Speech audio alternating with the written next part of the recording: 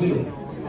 Terjadi cuma sampai pejabat ataupun staf Bawaslu menginginkan untuk disekolahkan di magister.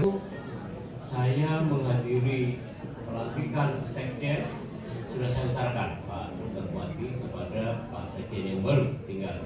Pak Buati besok bisa datang ke Komisi 2 karena semua orang terbelah.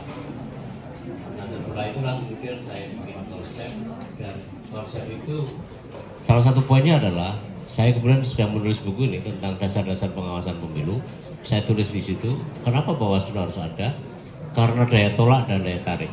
Daya tolaknya adalah karena partai politik dan masyarakat, dua entitas yang cukup penting, malah fungsi dan segala macam. Dan itu yang membuat tidak mungkin.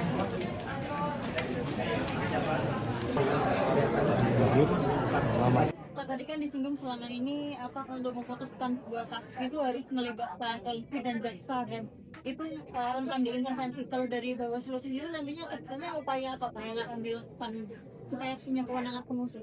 Ya, ruang-ruang itu sebetulnya kan berkaitan tentang penanganan pelanggaran yang di pidana pemilu, yang memang dalam proses penanganan pelanggaran itu bagaimana diatur di ketentuan pasal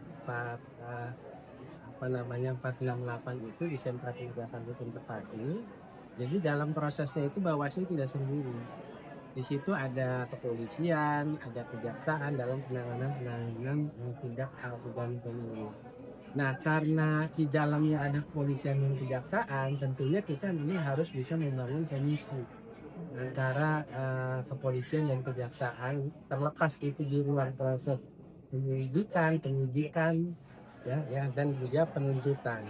Nah, sehingga memang ketika nanti disampaikan tadi oleh adik mahasiswa kita, jika mereka melapor kemudian ada ruang intimidasi, kita harus bisa memposisikan, mempersiapkan apakah itu masuk di ruang pidana pemilu ataukah masuk di ruang pidana uang. Bawaslu, ada polisi, dan ada jaksa sebagai wadah koordinasi. Tapi tetap yang paling menentukan nanti apakah dia akan maju sebagai diproses sebagai tindak pidana pemilu atau tidak adalah polisi, karena polisi lah penyidik lah.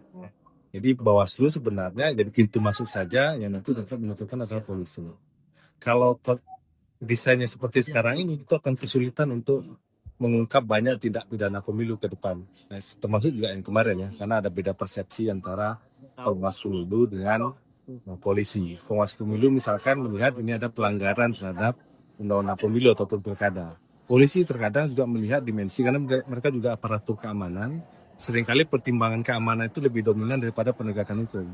Sehingga yang akan dilanjutkan adalah lihat ini akan aman dilanjutkan atau aman tidak dilanjutkan. Nah, itu seringkali stabilitas seperti itu. Ya, betul, stabilitas. Karena itu kan juga peranan polisi kan, bukan sekedar penegakan hukum tapi juga menjaga ketertiban. Mana yang akan lebih tertib dilanjutkan atau tidak, itu kan jadi pertimbangan polisi juga. Nah, jadi karena persoalan itu misalnya kalau mau diperkuat ke depan, Bawaslu sendiri yang mestinya diberikan kewenangan untuk melakukan penyidikan. Jadi bukan polisi. Meskipun kita tahu nanti mungkin ke depan Bawaslu akan kekurangan personil, tidak apa-apa, tapi kewenangannya itu ada di Bawaslu.